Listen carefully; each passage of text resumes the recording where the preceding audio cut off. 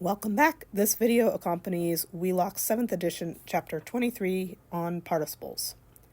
First, let's look at participles in English. I recommend that you go to the helpful book called English Grammar for Students of Latin by Norma Goldman and read about participles in English. Here's a quick overview of participles in English. So, a participle in English or Latin is a verbal adjective.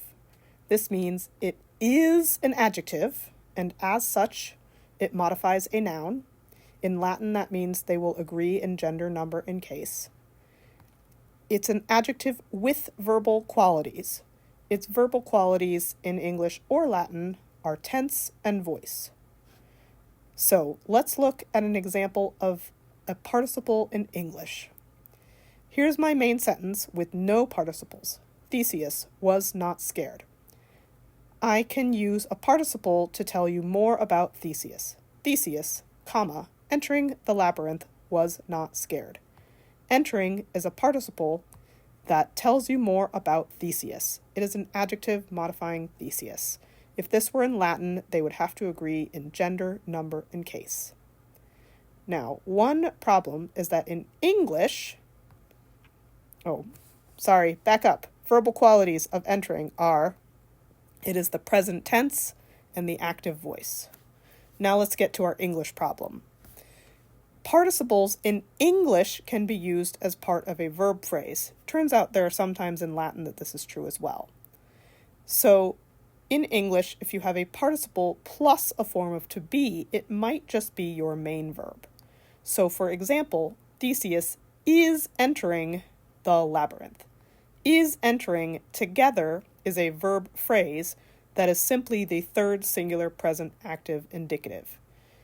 In Latin, you would denote this with one single word in the third singular present active indicative, like introt. So pay attention if you are reading in English and trying to compose in Latin to whether this is a participle and not the main verb of the sentence, or whether it is part of a verb phrase like is entering and should be simply translated with the indicative. All right, let's move on to Latin. So, participles have tense and voice. Those are the verbal qualities. So let's look at active and passive. Those are the two voices. And the three tenses, present, perfect, and future. Those are the only three tenses that are relevant to participles. All right. In English, an example of a present tense active voice participle is praising, where ing marks the present active. The example of present passive is being praised, where being blanked marks the present passive. Praising, present active. In Latin, we represent this with laudans, which you take by having the present stem lauda plus ns to get the nominative singular for all three genders.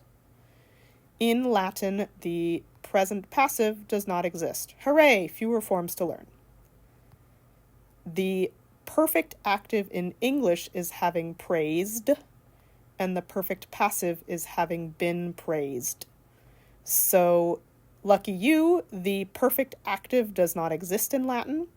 The perfect passive does exist. So if you want to say having been blanked in Latin, for example, laudatus a it's the participle stem, which you get from the fourth principal part, and then you add us a for the three genders in the nominative singular.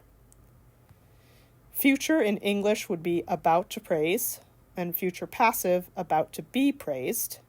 In Latin, an example of a future active participle is laudaturus a So in English, about to blank. In Latin, it is the participle stem, which again is from the fourth principal part, plus urus, ura, urum.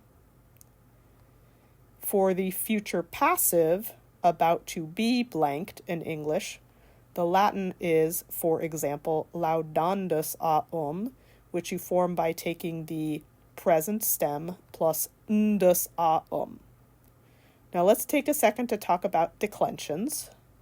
So 3 of these, the perfect passive, the future active, and the future passive, are all regular 2-1-2 adjectives. So if you want to use one of these, they must agree with the noun they modify in gender, number, and case, and the masculine and neuter follow the second declension, and the feminine follows the first declension. The present active is a third declension adjective. So let's look at the next screen. All right, the present active participle. The first, in the dictionary entry, you would find laudans, laudantis, where the first part of the dictionary entry is the masculine, feminine, and neuter nominative singular, and the second part, laudantis, is all 3 genders in the genitive singular. This is what's called a 2-termination adjective, meaning the masculine and feminine share their forms, and the neuter has mostly the same forms, but a little bit different. So let's look at those differences. Let's copy the nominative and genitive into our chart, laudans, laudantis. Get the stem from the genitive singular, laudant. Write it down everywhere.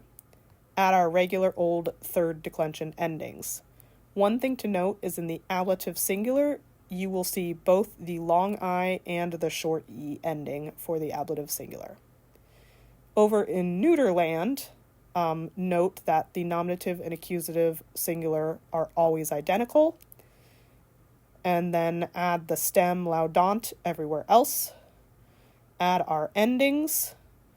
In the plural, this is an I stem, so you will see the short I in the nominative, genitive, and accusative plural.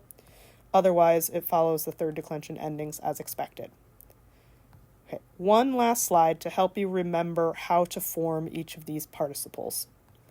So, if we look at our chart here, I'll give you an example of an English derivative for each of the squares where a Latin form exists. So, praesanes praesentis is a present active participle formed from prae plus the verb to be, sum. The stem praesent gives us the English word present. So present is formed from a present active participle. No forms for the 2 X's, so let's move on to the perfect passive participle.